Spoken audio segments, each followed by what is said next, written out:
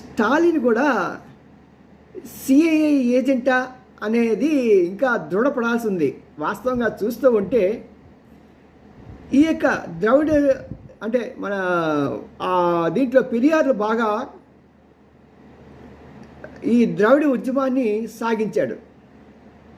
మన దేశం విభజనకు ముందు ఆయన ద్రవిడ నాడు అనే ఒక ప్రత్యేక దేశంగా కావాలని కోరుకున్న వ్యక్తి.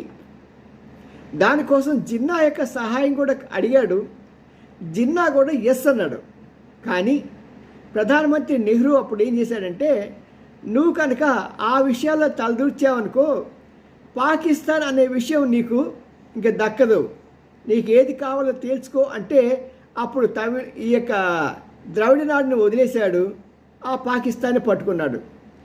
అక్కడితో ఇంకా ఈ పెరియార్కి వేరే అవకాశం లేక ఈ ద్రవిడ ఉద్యమాన్ని ముందుకు తీసుకొచ్చి దాని ద్వారానే డిఎంకే తర్వాత దాంట్లో విడిపోయిన ఏడీఎంకే అన్నీ కూడా అప్పటికి ఇప్పటికీ ఈ 75 సంవత్సరాల్లో కూడా ఈ ద్రవిడ ఉద్యమం అని చెప్పేసి ఒక రకమైన north India south India feeling, Hindi భాష మాకు వద్దు మాకు రుద్దొద్దు అని చెప్పి గొడవలు చేయడం, ఇవన్నీ కూడా ఆ యొక్క ప్రత్యేక భావంతోనే వాళ్ళు ఇప్పటికీ మనం చూస్తాం. స్టాలిన్ మా ఈ జిఎస్టీ డబ్బులన్నీ కూడా మీరు తీసుకెళ్ళిపోయి నార్త్ ఇండియాలో ఖర్చు పెడుతున్నారు, మీరు అక్కడ ఖర్చు పెట్టి మాకు కావాల్సింది చాలా తక్కువ ఇస్తున్నారని.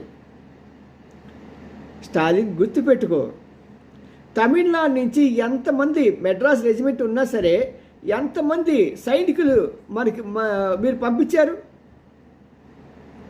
అదే నార్త్ ఇండియాలో చూసామంటే ప్రత్యేకంగా బోర్డర్ డిస్ట్రిక్ట్ రాజస్థాన్ కానీ యూపీ కానీ అక్కడ ఇంకా మిగతా జార్ఖండ్ కానీ ఇలాంటి ప్రదేశాల్లో చూసుకుంటే అక్కడ ప్రజలు ఎలాగైనా సరే ప్రతి ఫ్యామిలీ నుంచి ఒకరు వెళ్ళి సైన్యంలో చేరాలి అనే ఒక మంటతో రగిలిపోతూ ఉంటారు. నాకు అవకాశం వస్తే నేను దేశం కోసం చనిపోతాను, నా తమ్ముడిని నేపొద్దున పంపిస్తాను అని ధీమాతో ఉంటారు వాళ్ళు. కొన్ని సందర్భాల్లో అలా జరిగినప్పుడు నాకు ఇంకొక బిడ్డ ఉంటే నేను తప్పకుండా వాడిని సైన్యాన్ని పంపించి దేశ రక్షణకి నేను పాటుపడేదాన్ని అన్న తల్లులు ఉన్నారు. అలాంటి రాష్ట్రాలకి డబ్బు ఖర్చు పెడుతుంటే ఇలాగా ఈ చిల్లర రాజకీయం చేసే స్టాలిన్ చాలా తప్పది. ఎప్పటికైనా దేశాభిమానం పెంచుకో. అలాగా పక్క రాష్ట్రాలకి ఇస్తున్నామని మరి అక్కడ సైనికుల్ని నీ రాష్ట్రం నుంచి పంపించు, నువ్వు వెళ్ళి నీ కొడుకుని పంపించు,